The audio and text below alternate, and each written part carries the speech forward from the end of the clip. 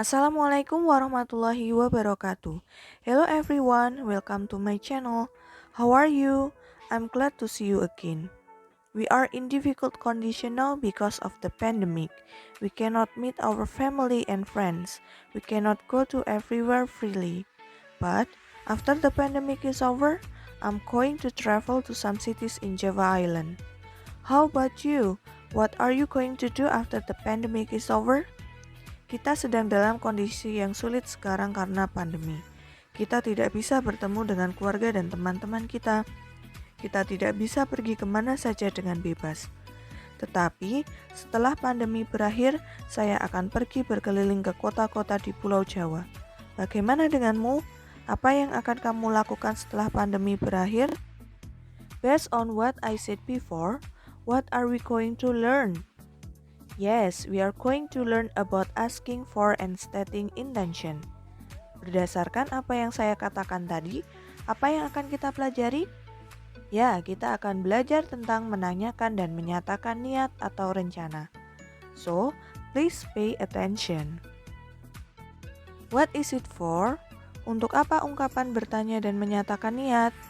It is used to ask for and state our plan or what things will be done in the future.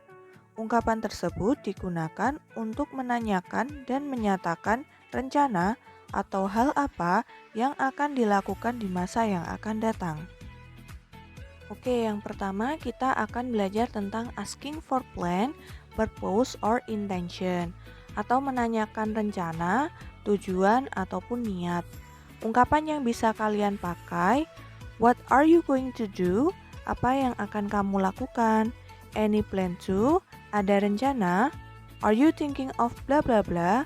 Apakah kamu berpikir tentang titik-titik-titik? Do you have any intention of bla bla bla? Apakah kamu ada niat untuk titik-titik-titik? Is it your intention to bla bla bla? Apakah ini niatmu untuk titik-titik-titik? What would you like to do? Apa yang ingin kamu lakukan? Nah, titik-titik-titik itu kalian bisa isi dengan rencana yang akan kalian tanyakan. Yang kedua adalah stating plan, purpose, or intention, atau menyatakan rencana, tujuan, ataupun niat. Ungkapan yang bisa dipakai, I'm going to bla bla bla, aku akan titik-titik-titik, I'm planning to bla bla bla, aku sedang merencanakan untuk titik-titik-titik, I'll make an effort to bla bla bla, aku akan berusaha untuk titik-titik-titik, I'm thinking of bla bla bla, aku sedang berpikir tentang titik-titik-titik, I reckon I'll bla bla bla, aku memperhitungkan aku akan titik-titik-titik, I have every intention of bla bla bla, saya ada niat untuk titik-titik-titik, I fully intend to bla bla bla, saya sangat berniat untuk titik-titik-titik, it is my intention to bla bla bla, ini niat saya untuk titik-titik-titik, I would like to bla bla bla, aku ingin titik-titik-titik. Nah, kalian bisa mengisi titik-titik itu dengan niat yang ingin kalian nyatakan. Yang ketiga, ada grammar atau tata bahasa. Ada dua grammar yang akan kita pelajari.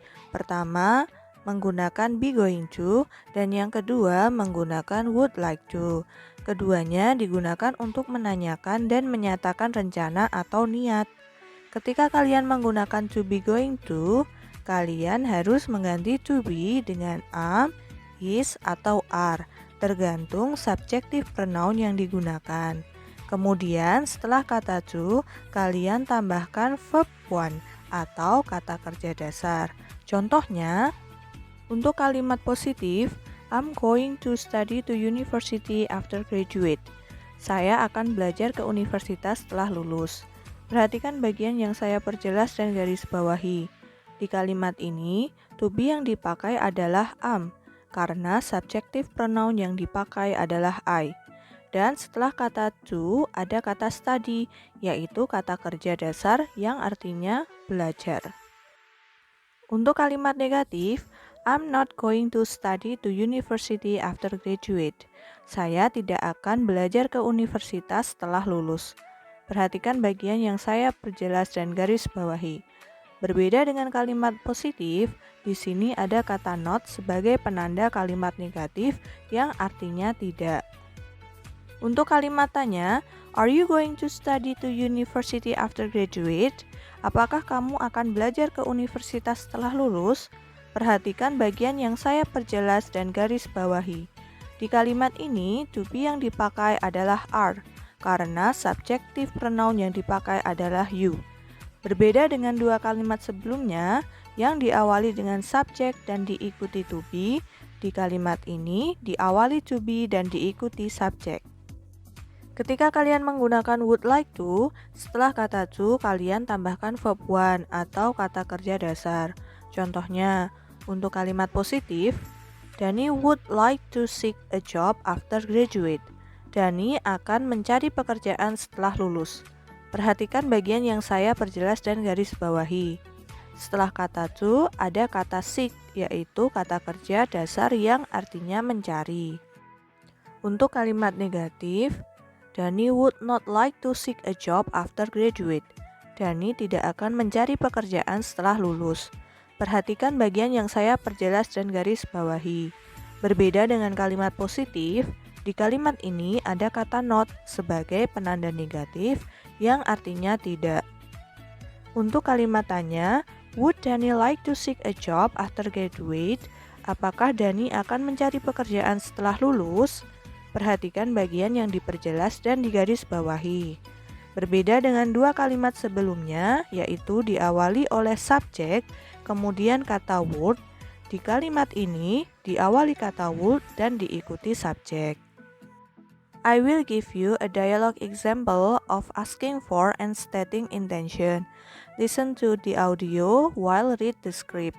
Saya akan memberikan contoh dialog tentang menanyakan dan menyatakan niat. Dengarkan audio sambil membaca naskah berikut. I'm so excited. We have 2 weeks off. What are you going to do? I'm not sure. I guess I'll just stay home. Maybe I'll hang out with my friends and watch some movies. What about you? Any plans? Yeah, I'm going to relax at the beach with my cousin. We're going to go surfing every day. And my cousin likes to fish, so maybe we'll go fishing one day. Sounds like fun. Say, why don't you come with us? Do you mean it? I'd love to. I'll bring my surfboard. That's great. The more the merrier.